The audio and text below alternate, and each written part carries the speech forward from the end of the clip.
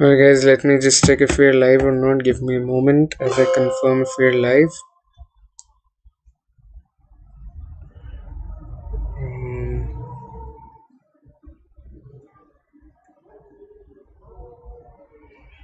Sometimes it becomes a challenge to smoothen everything technologically.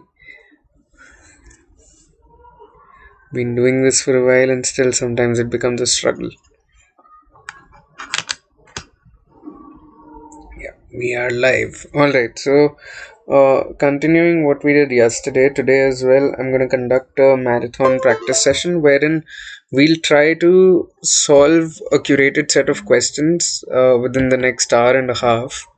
That is what I've planned. I'm going to cover reasoning, I'm going to cover English usage, I'm going to cover parajumbles, right? I'm going to cover syllogism. So there's quite a lot of things that I've curated for today's class, right? Yeah. And as always, allow me to quickly introduce myself. I'm Prankur Arora. I'm going to be your instructor. I'm a published author, trainer, a coach. I hold advanced certifications from Leadership Management International, and I run this company by the name of Thought Sutra.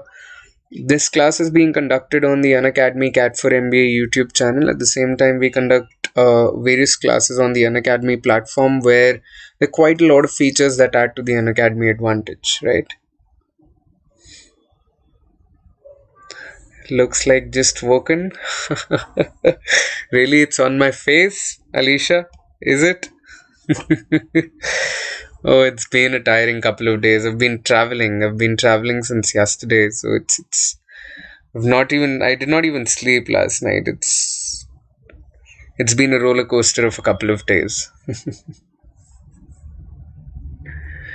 Yeah. So there's that.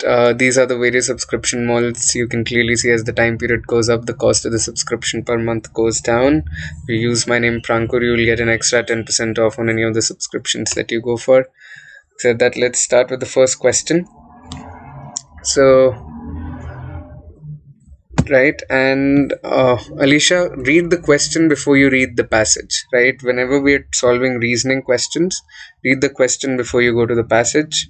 This is clearly an argument evaluation question. You have to cast the most serious doubt on the accuracy of the group's contention. That means you have to weaken it.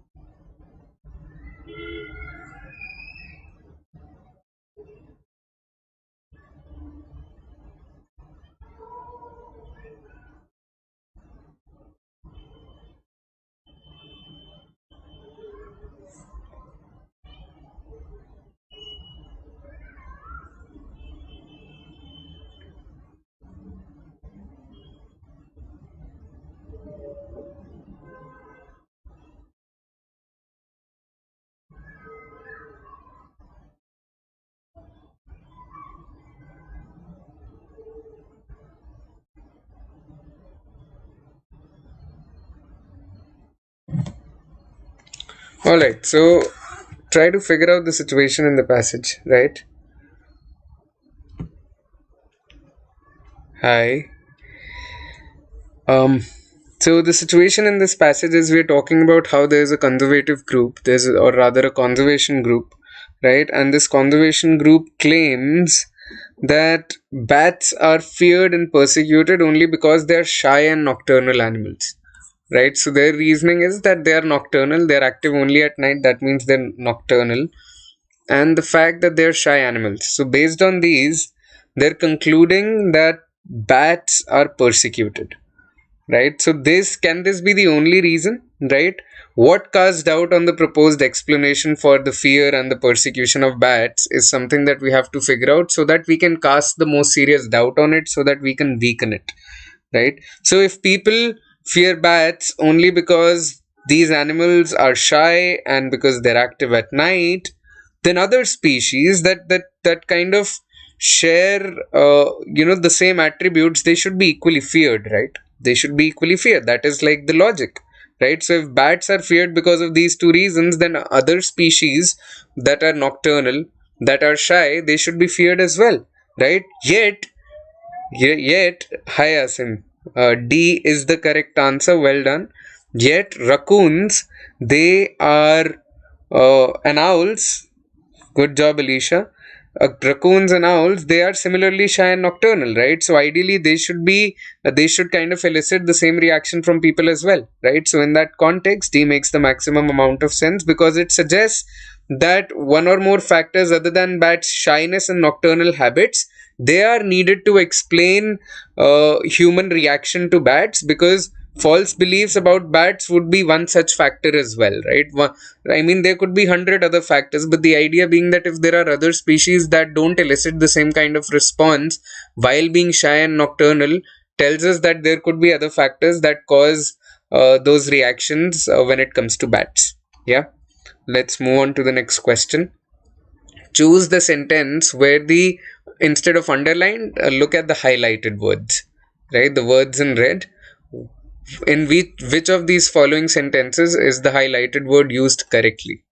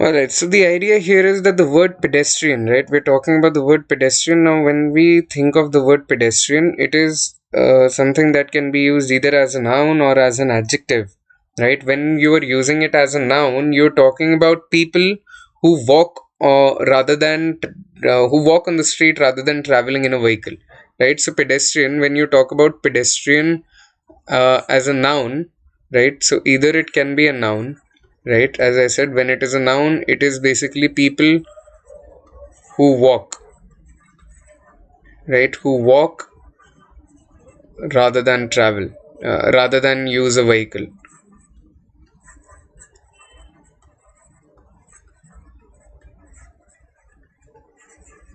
right? And when we use it as an adjective, the idea essentially is we are talking about how something is very dull, how something is really lacking in inspiration, something dull, right? For example, I can say that you know most people who do not realize their passions, they end up leading pedestrian lives, right? Pedestrian lives mean they end up leading lives that lack excitement, that lack inspiration, that are really rather dull, right? So when you look at all of these usages, right, here they are being used as here the word pedestrian is being used as adjective, right? So when we talk about a story about spies, understand that spies lead enchanting lives. Spies lead interesting, invigorating lives, right? So when you're talking about the life of or a story of a spy, it cannot be a dull story. It has to be an interesting story, right? So there, pedestrian is being used incorrectly. The exam paper is not pedestrian but difficult. We are talking about how the exam paper is not easy but difficult. How can it not be dull but difficult, right? So here it is basically supposed to contrast with difficult, and this is incorrect usage, so even B is incorrect. When you look at C, this is the pedestrian highway. Again, you're trying to describe the highway, right? A highway cannot be pedestrian. It is again incorrect usage, right? How can you call a highway dull? Does not make sense. Every week we are forced to listen to a pedestrian lecture makes a lot of sense. You're describing the quality of the lecture now, and you're trying to get at how the lecture is not as interesting, how the lecture is very very monotonous, how the lecture really lacks excitement from the on the professor's part, right? So here the word is being correctly used as an adjective, and this makes the maximum amount of sense. All right, let's move on to the next question now.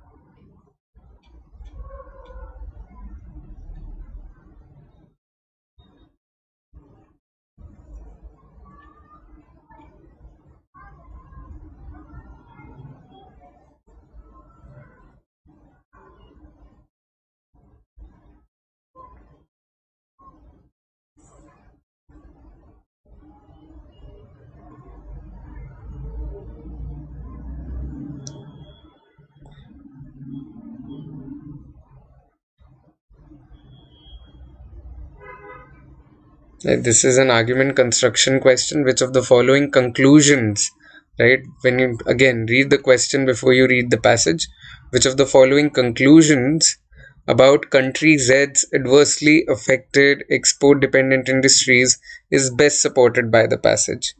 So you have to support the conclusion, right?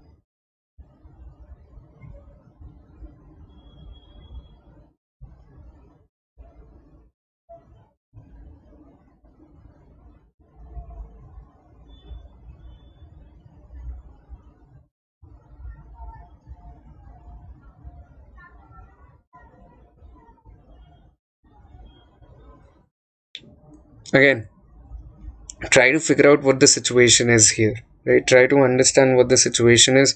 We are talking about how there is a country Z, which is a country Z, which has banned importation of products that would compete with those that some of the new and the emerging industries in this very country are beginning to make, right? And then you're consequently concluding that the export dependent local, as a result, the cost of those products to the buyers, several export dependent industries in Z went up, right? And because these costs went up, right, people, the local industries, they were paying more for the raw material, and because they were paying more for the raw material, or the exports are now less competitive in their markets, because they might have raised the cost of the exports as well because the raw material costs went up, right? So you have to figure out a conclusion about this. What conclusion can you draw about the export dependent industries is something that you have to try and figure out.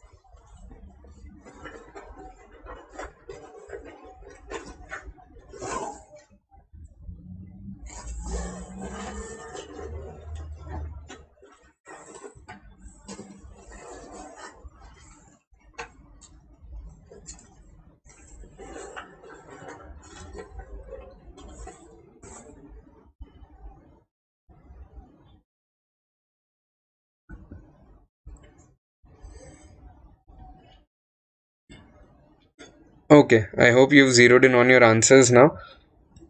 Right, so what conclusion are we talking about? See, understand that any conclusion, it must be supported by the facts in the passage, right? You have to essentially draw an inference, you have to account for all the known information that you have within the argument, and then you have to conclude, right? Now, the export dependent industries, they could no longer compete effectively, right? When they had to purchase necessary products at a greater expense, right? So, the cost, it went up, right? The costs went up. Now when the costs went up and these export dependent industries, they were not really able to adjust successfully to the rise in costs, it suggests that staying competitive in the market required you know tight cost control, right? So that means that profit margins, they were not very huge, right? The profit margins were not very huge, and when the cost went up, their profits straight away, I mean, obviously the profits would go down, but the margins were so less that they were not able to stay competitive in the market, because then they might have had to increase their selling price quite a bit, right? Cost went up, profit margins low, and profit margins are not able to absorb those costs. That is why their selling price went up, and that is why they were not able to stay competitive in the market, right? So it is reasonable to conclude that their profit margins were not high enough for them to be able to absorb the increased costs that were caused by their new need to purchase domestically made products, right? So therefore A looks like the most viable option in that regard, that the margins were not high enough to absorb the rise in cost that is mentioned above. Okay, hope you've understood that. Let's move on to the next question.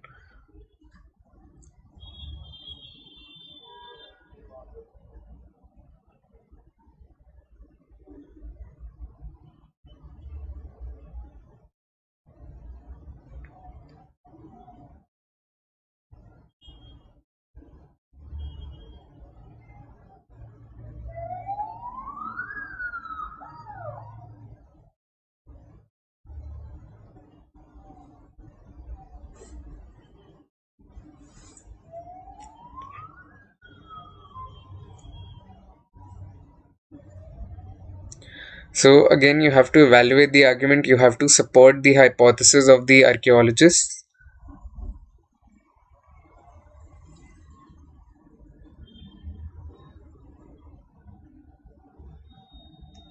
A very interesting question.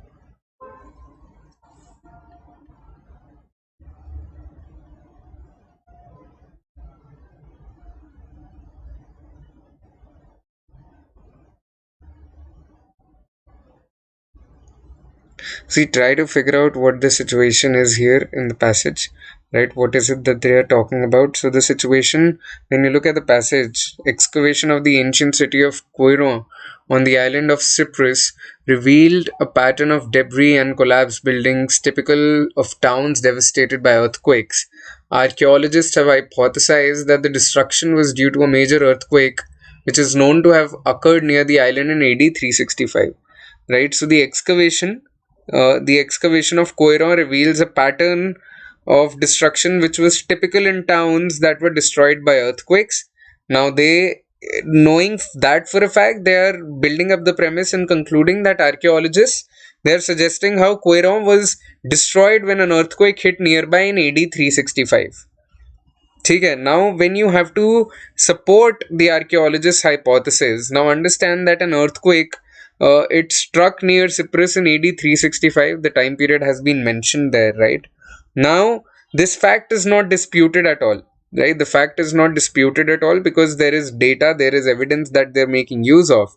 Now, understand that if this earthquake is the one which is responsible for devastation of Coiron, then there should be evidence of active occupation before AD 365 as well, right? There is no, but no evidence of activity after that date, right? उस date से पहले का आपके पास थोड़ा सा evidence होना चाहिए, data होना चाहिए, बिकॉज अर्थक्वेक के बाद naturally everything got destroyed, people died, right? So there was no active activity, there was no activity after that date, right? So the dates on the coins that are found on the site suggest that life in Quiron was flourishing before AD 365, right? And the total lack of coins after the earthquake supports the idea that the city had been destroyed. So there was no activity, there was no need to mint coins because people weren't alive, there was no activity. There is the civil, basically that local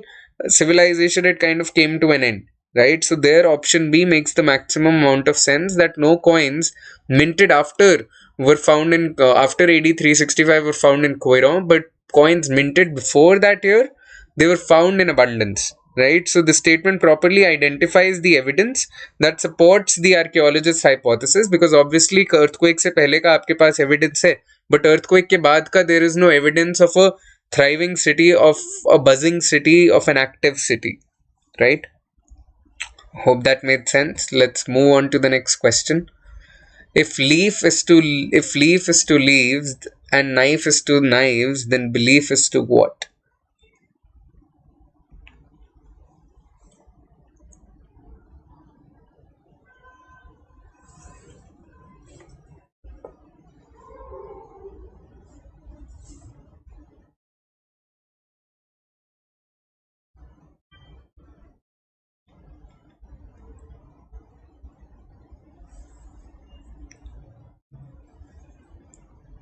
Hit me up on the chat with your answers, guys.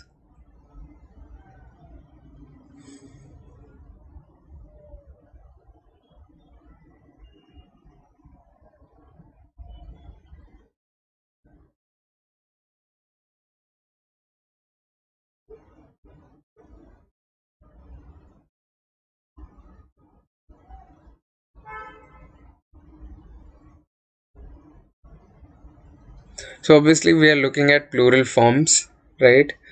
Leaf is to leaves, leaf is plural, leaf is singular. Knife is to knives, knives is plural, knife is singular. Then belief is to, the answer is beliefs, right? Because when you look at the, see, if some of you went with believes, understand that this is a verb, right? Whereas this is a noun, right? Belief system, sorry, not nouns, but noun. Belief is basically faith, right? Belief is faith. Whereas when you look at believes, I believe I can fly, I believe I can touch the sky. This becomes a verb. Whereas when you're talking about, again, why am I writing nouns? Just give me a moment, guys. When you're talking about belief, this belief means faith, right? It is basically an abstract noun, right? An intangible noun. So the plural of belief is beliefs.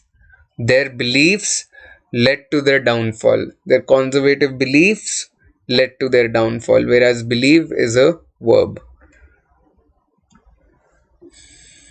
Next question.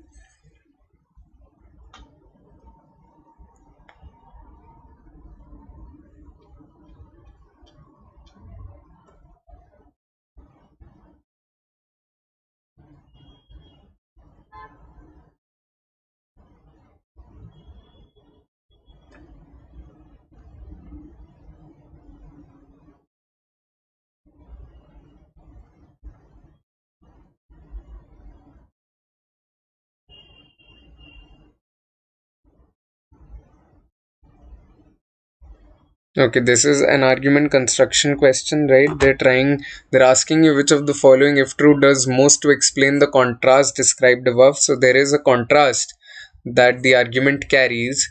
You have to describe that contrast, in the sense that you have to construct the argument further to be able to explain the contrast within the argument. Right? Try to figure it out and we'll discuss it in a bit. I'm giving you 90 seconds.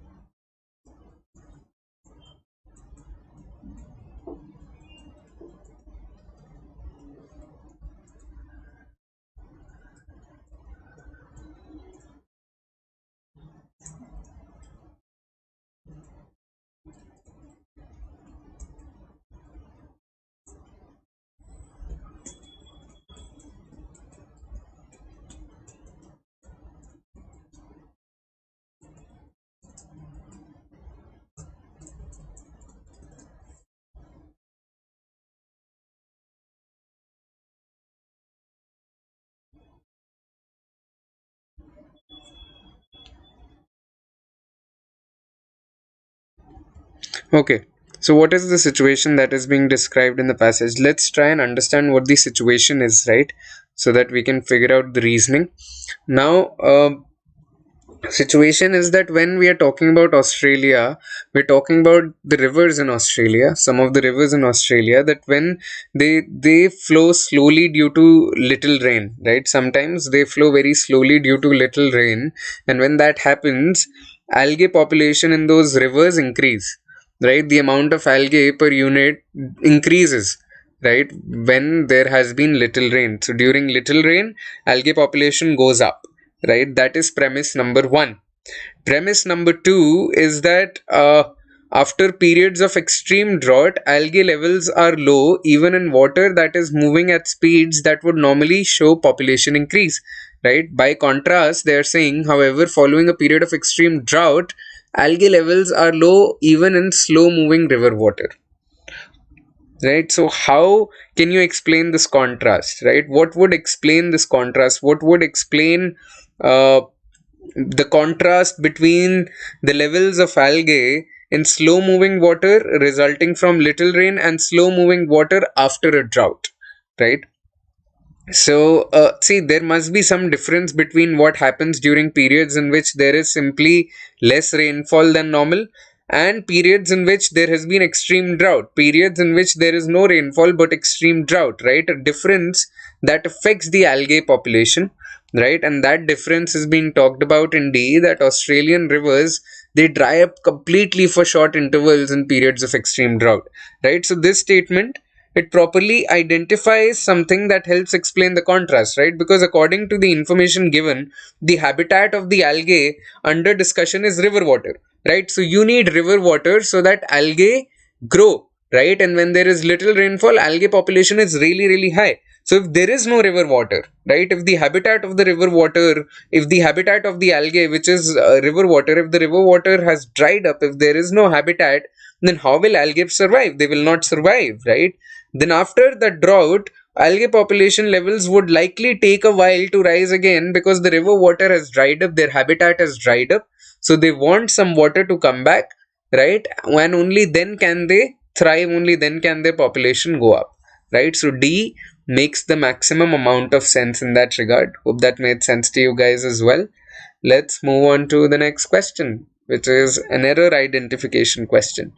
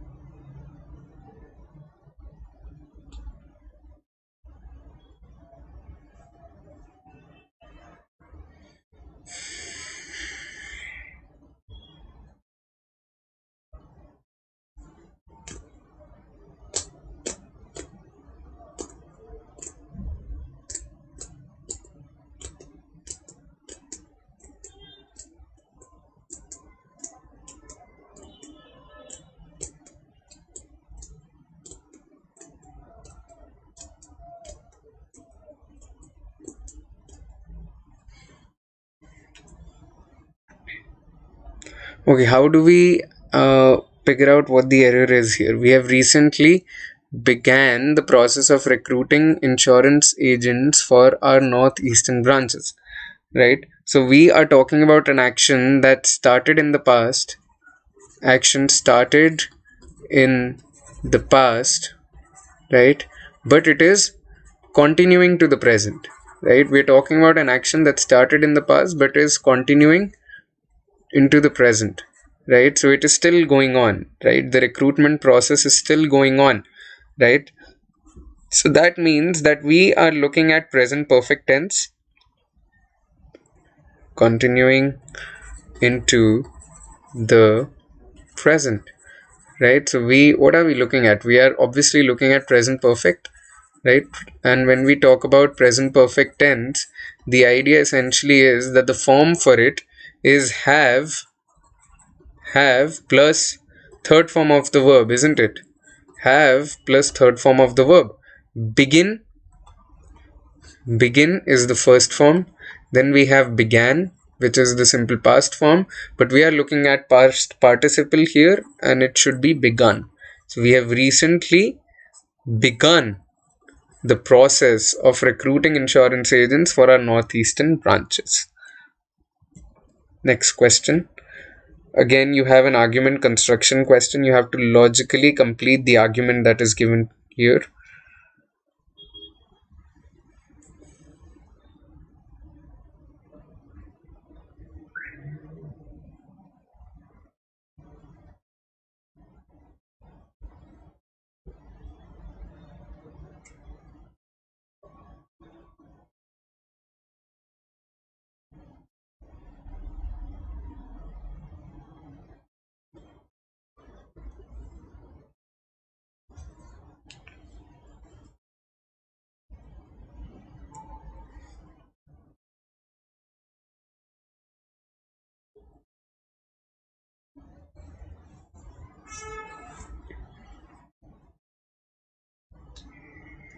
Right, try to understand what the situation here is so that you can logically understand what will need to come after because in the blank in order to complete the entire argument, right?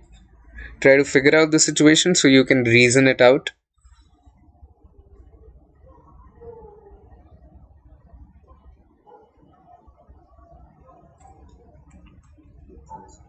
Logically understand what will need to come after because in the blank,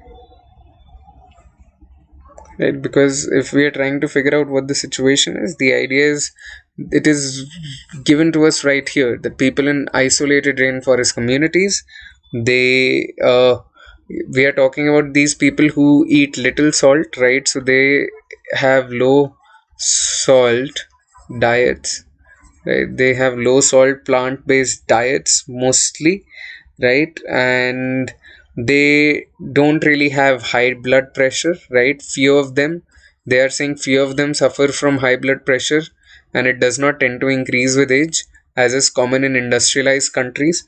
So that we are saying that these people who have low salt diets and they tend to live in isolated rainforest communities, these people, they don't really have high bp, they don't really have bp problems, they don't really experience age related increase in their blood pressure as well, which is very common in other areas of the world, right? Industrialized areas of the world.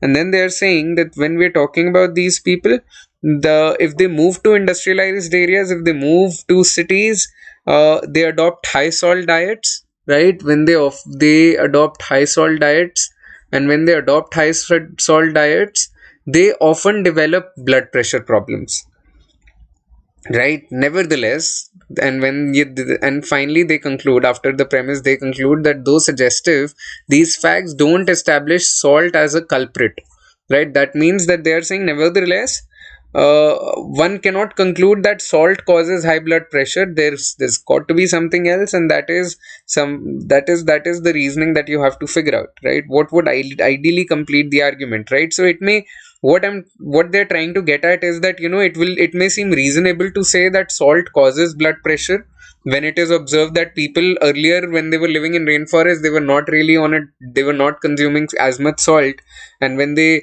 were not suffering from any disease. But when they moved to industrialized towns, industrialized areas, they started consuming food that had salt, and they started having blood pressure issues, right? So it may seem reasonable to conclude that salt is behind all this, but when you look more closely at the circumstances under which these people began eating more salt, right? That they moved from isolated rainforest communities where they were strictly on a vegetarian diet, right? They were on a largely vegetarian diet there, right? So apart from salt, when they move to cities, it is most likely that such a move would entail a lot of other dietary changes as well, other than just an increase in salt consumption, right? It is possible that they start having red meat. It is possible that they incorporate other changes in their diet, which is also contributing to BP, right? So salt concluding that salt is the culprit would be a very flawed assumption. Why? Because there are other changes in the other aspects of diet which we have to account for as well, right? There could have been some other dietary factor which when adopted causes high blood pressure problems, right? So we don't want to work with that assumption. Okay, so D is the answer in that regard. Hope that made sense. Move on to another question.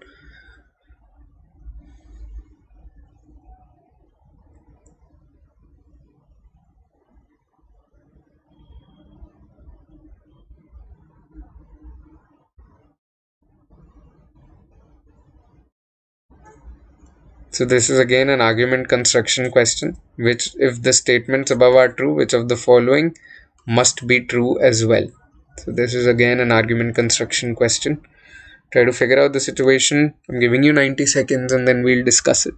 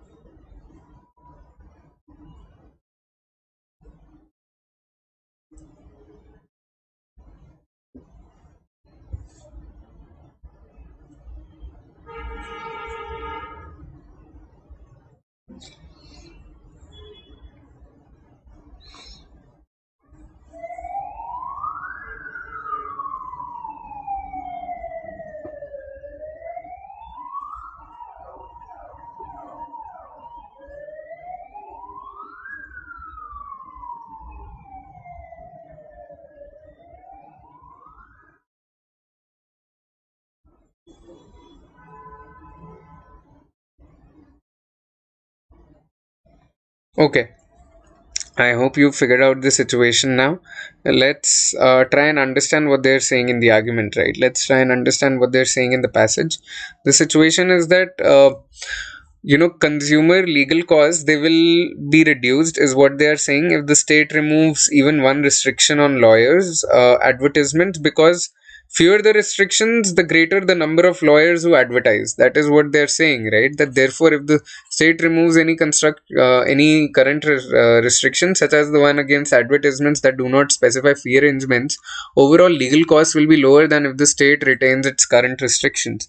Now understand that see, if consumer legal costs they will be reduced if the state removes even one restriction on the ads, right? Because they are saying in the argument, they are saying that if there are fewer restrictions, then the lawyers, a significant number of lawyers who advertise, they will charge less than lawyers who do not advertise, right? So what they're trying to get at is, because अगर तुम ad डाल रहे हो, right, और तुम सब लोग ad डालने लगे, right, तो कंपटीशन बढ़ेगा. अब कंपटीशन बढ़ेगा तो लोग कस्टमर्स को अट्रैक्ट करने के लिए कम चार्ज करेंगे, right? So the rates will go down, right, is what they are saying. So what can we conclude logically, right? The argument sets up an inverse proportion, which is that the fewer the number of restrictions on ads, अगर आपको ads पे restriction नहीं दे रहे हैं, तो greater the number of lawyers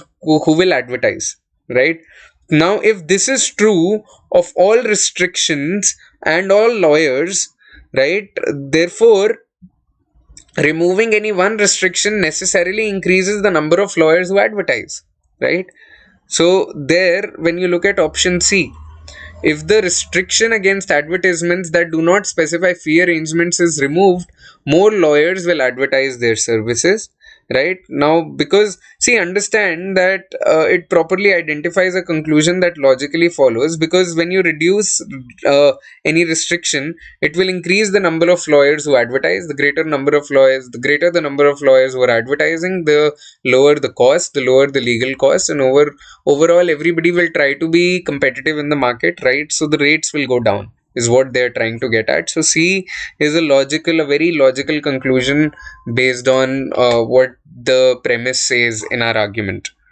Okay, let's figure out this parajumbled question now, right? Sequence the sentences.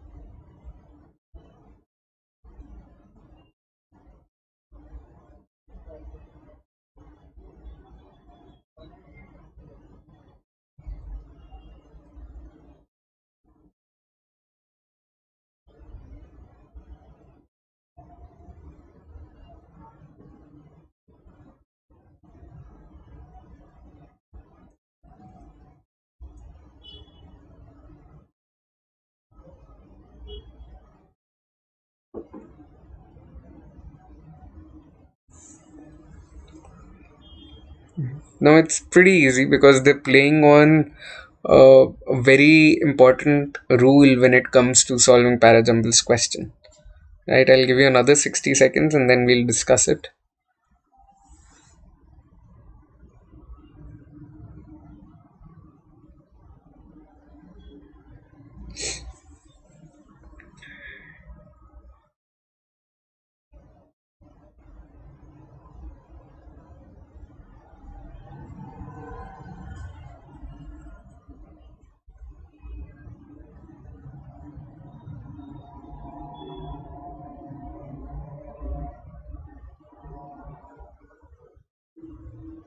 Okay. Now, see, they're following a very basic logic in these sentences, right? First, they're talking about what used to happen in 8500 BC, right? Obviously, we know that 8500 BC, when we're talking about before Christ, it came before 5000 BC, right? So when you're following the time period rule that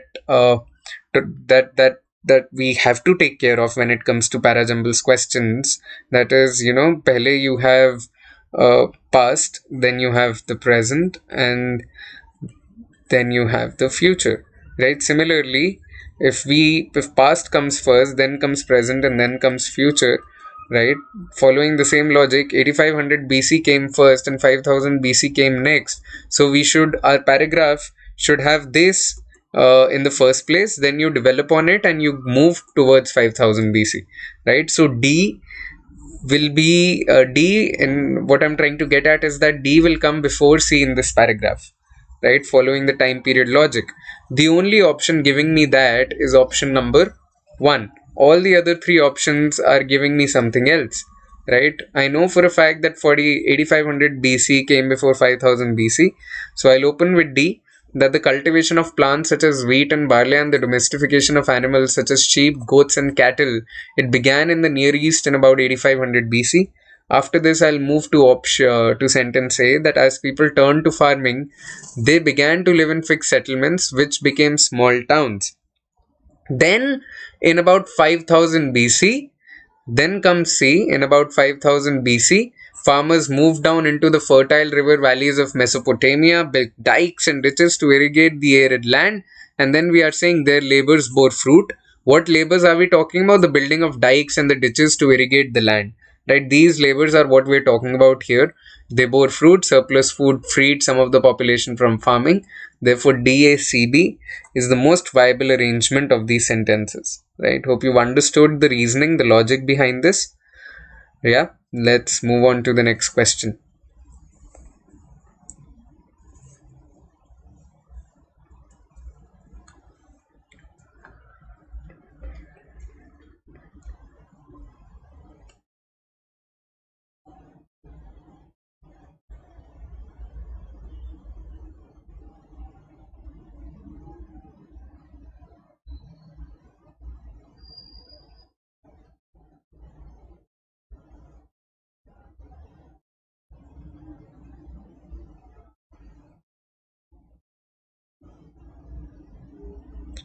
This is again an argument evaluation question, right? If you read it, what are they saying? They're asking which of the following, if true, most strongly supports Summit's explanation of its success in retaining employees. So you're evaluating the argument, right? You're evaluating what will tell us, what will explain, or what will support the reasoning that Summit guys have given us here.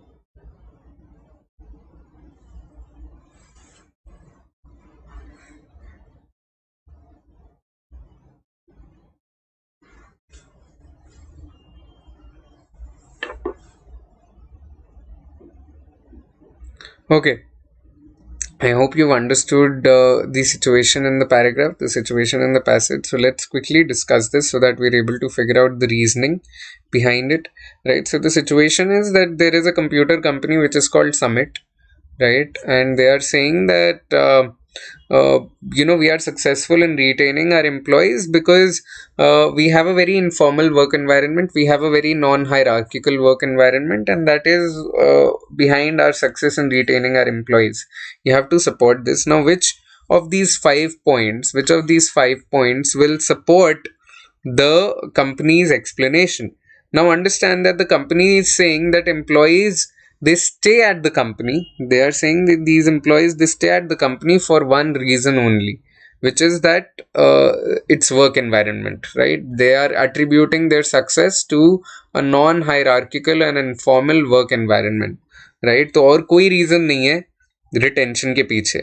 Now the explanation can therefore be, it can be supported by a point that relates to a very specific work environment as well, right? So if we look out for an option that is talking about the work environment in specific terms, right? For example, when you look at B, a hierarchical work environment, which is the opposite of what Summit has a non-hierarchical, and Summit says that that is what is behind our success. So a point supporting this explanation would be that hierarchical work environment, it hinders the cooperative exchange of ideas that computer industry guys consider necessary, very necessary for work, right? So if employees feel that a more formal, a hierarchical structure would interfere with their ability to collaborate with one another, then the argument is strengthened, right? And that is what you need here. So B is the best answer in that regard, right? Hope this made sense to you guys. Let's move on to the next question.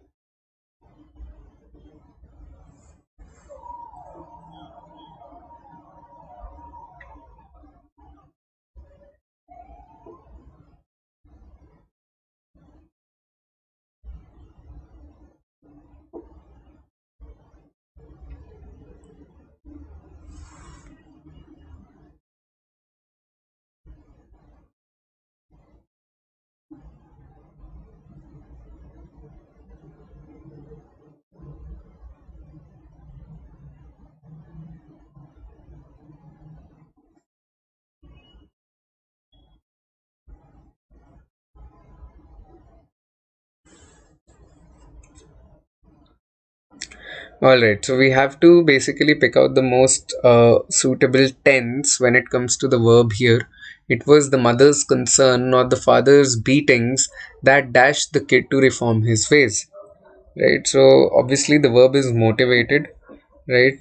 We are talking about motivation of the kid, right? So we are talking about the motivation. Who motivated or what motivated, right? Who motivated or what motivated the kid? We're saying mother's concern, not the father's beatings, right? So mother's concern basically is what the subject is, right? We are saying कि mummy का जो concern है that is behind the kids reformation, father की beatings नहीं है, right? So the subject of the sentence is mother's concern because that is the reason, right? So when we are talking about mother's concern, the subject very clearly is a singular subject, right? With a singular subject, I need a singular verb, right? If I have a singular subject, then I need a singular verb as well. Out of these four, which is singular? Only has motivated is singular. Are motivating is plural.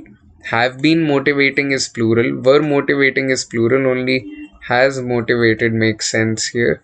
It was the mother's concern, not the father's. Understand that concern is singular, right? Mother's concern is singular, right? So has motivated, has motivated the kid to reform his ways. Another subject verb agreement question.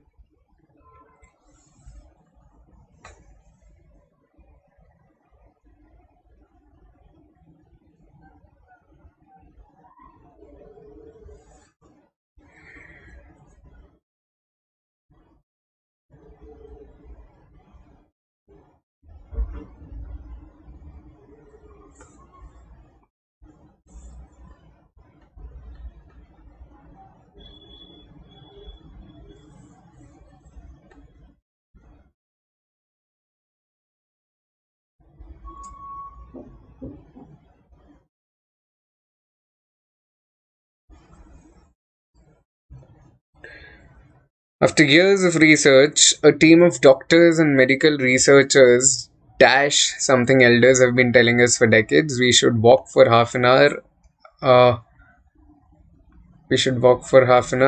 and avoid heavy dinner every day. Right. So these are the two things that a team of doctors and researchers has concluded. Right. So have finally concluded would not make sense because we're talking about team, which is a collective noun. Right. A team of doctors and medical researchers is a collective noun. Collective noun always takes a singular form. Right. So because we're talking about a team, it'll take a singular form. So have finally concluded does not make sense there. Has finally concluded makes sense. Were does not make sense because again this is plural. Has been finally concluding means that it started in the past and it is continuing into the present, but that is not what it is, right? It is not continuous, right? They've not been finally concluding for such a long time. They've concluded. It is an action that has already happened, right? That they finally concluded something elders have been telling us for decades. Should walk for half an hour and avoid heavy dinner every day. So B is the only option that makes sense in that regard. Let's move on to the next question.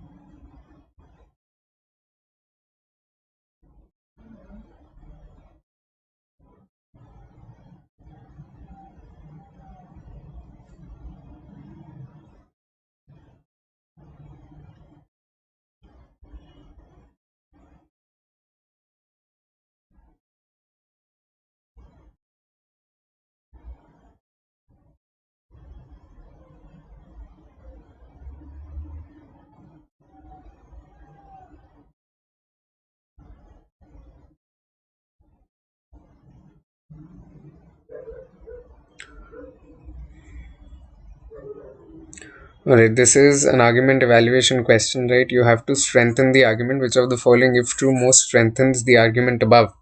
Right, try and understand what the situation is, then I'll discuss it with you guys.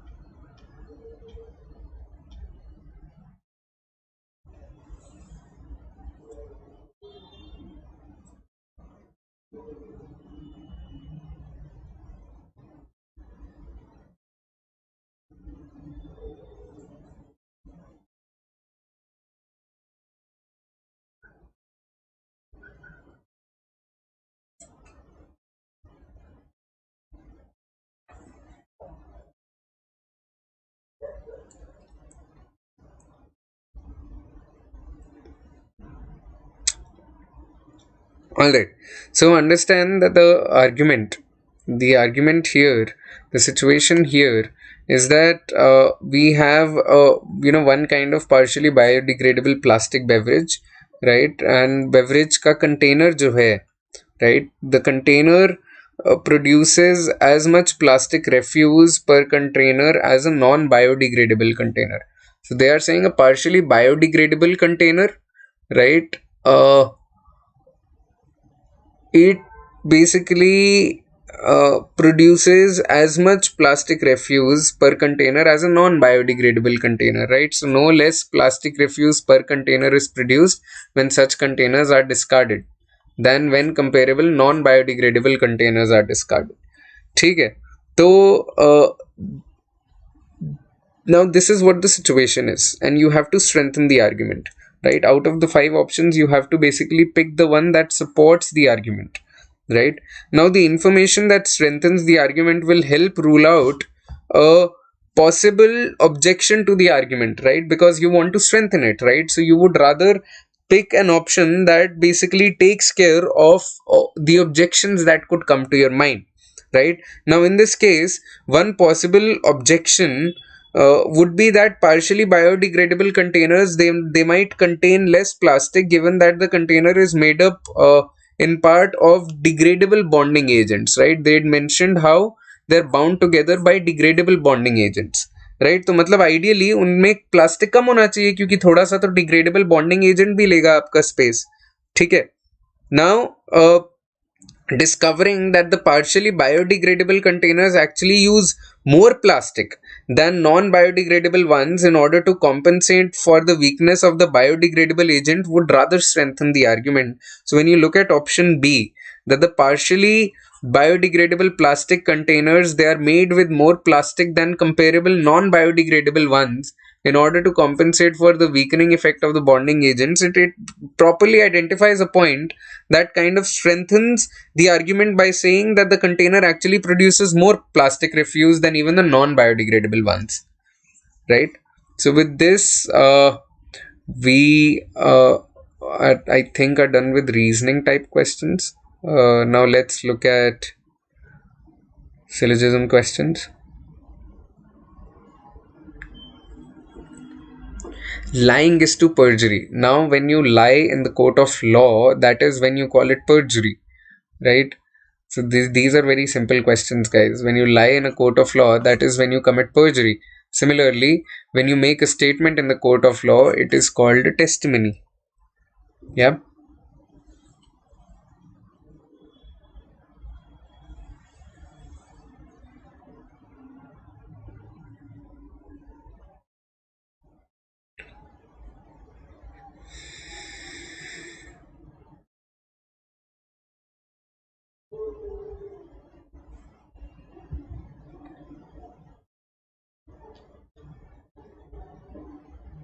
Now, ease and alleviate, they are almost synonyms, right? To ease pain, to alleviate pain means to ease pain, right? Hint and allocate, they are not that much related. Revolt and repudiate. Repudiate, what does repudiate mean? Repudiate means to, to refuse, right?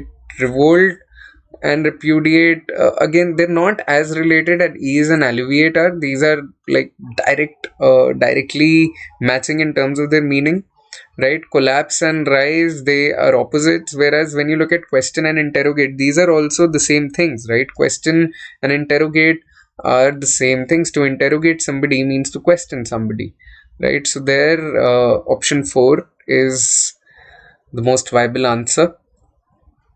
Okay, we are left with another question when it comes to reasoning.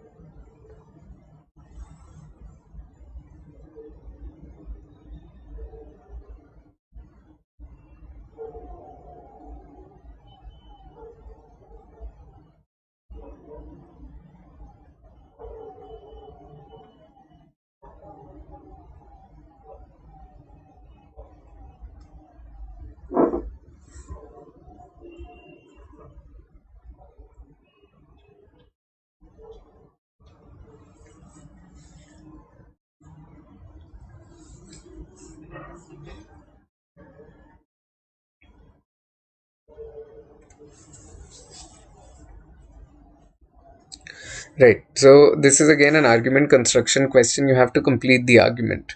Right. So what is the situation in the paragraph? What is the situation that is at hand? We are talking about farmers uh, in the Davison River region. Right. There's a particular region called the Davison River region. Right. And we are talking about farmers there. They must choose between planting winter wheat in the fall. Fall means the winter season, right? Winter wheat in the fall or spring wheat next spring, right?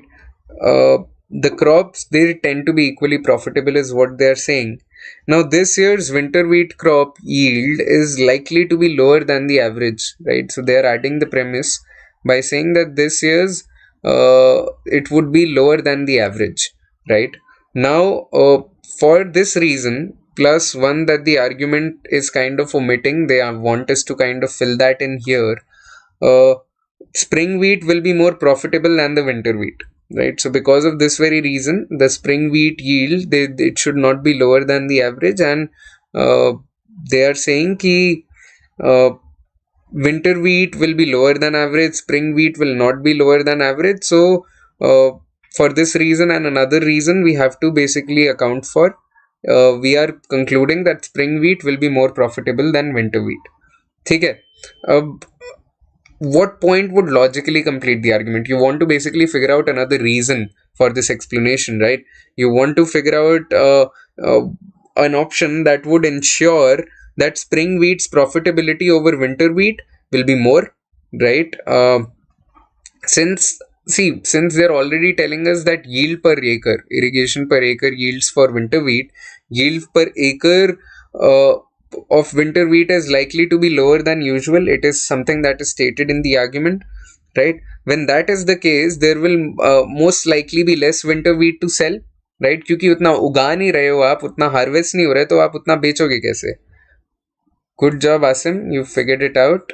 Answer is in fact A, that the smaller than average size of a winter wheat harvest this year, it would not be compensated for by higher wheat prices, because अगर आपका yield कम है, right? अगर आपका yield कम है, if this is true, it would mean that uh, it would translate into lower profits, and it would justify the conclusion that spring wheat will be more profitable than winter wheat, right? Spring wheat would be a profitable uh, uh, would be as profitable as the normal times, but winter wheat will not be. So therefore, this makes sense. Okay, another question.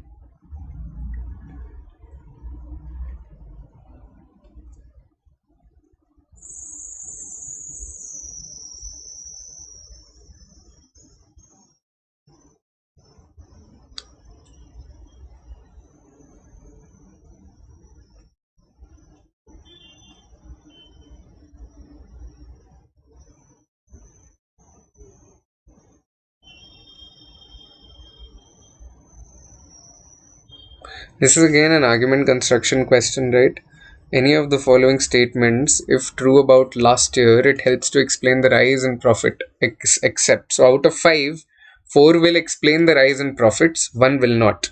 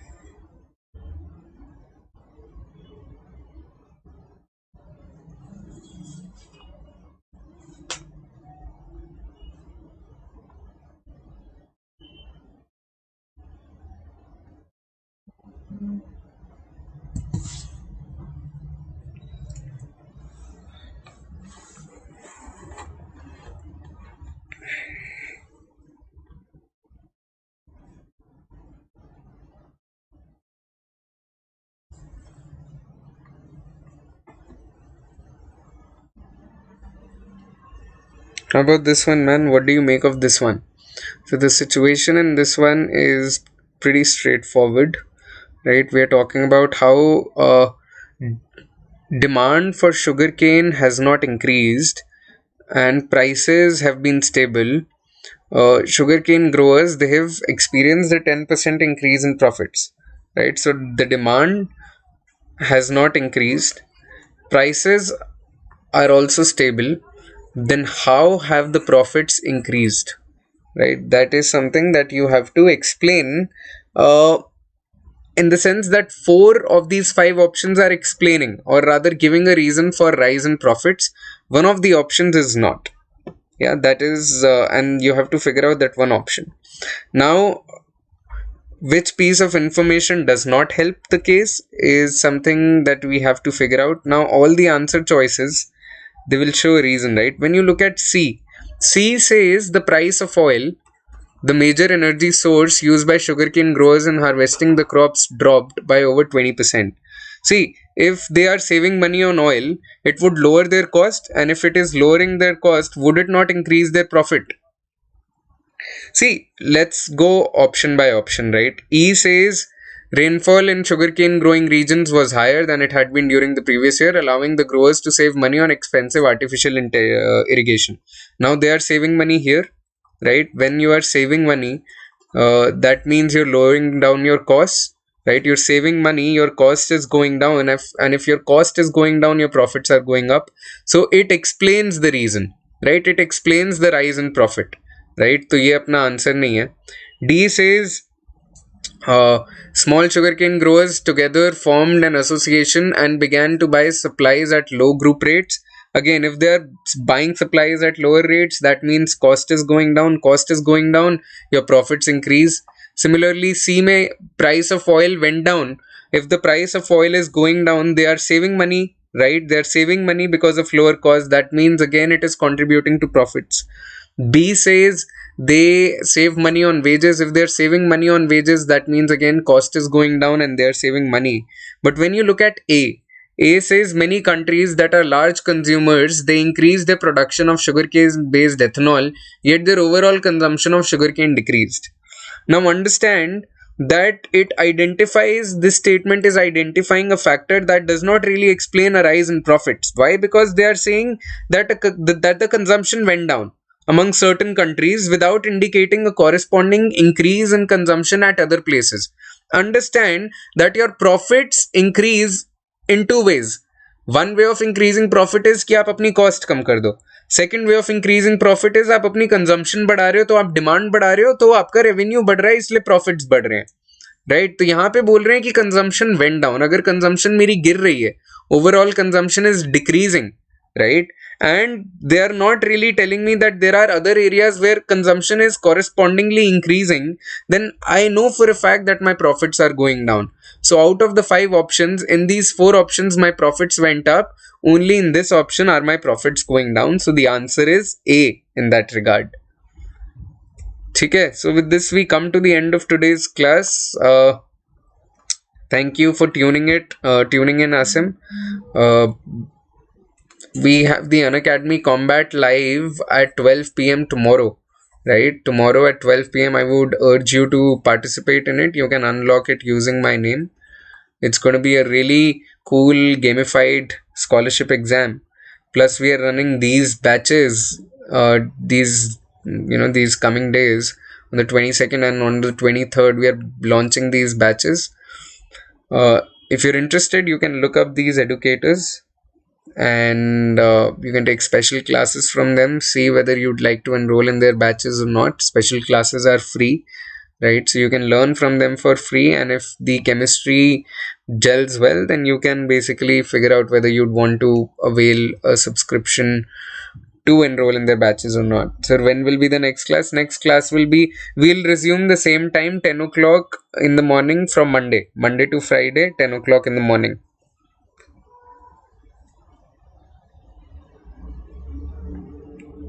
Okay, I hope that works. Yeah, and you can, and I've mentioned this before, but if you want to subscribe to the platform, you can use my name to avail a 10% discount. Anyways, that's pretty much it for today. Thank you so much. I'll see you on Monday now, Asim. So stay safe till then, stay safe, stay strong, and stay mellow. Thank you so much.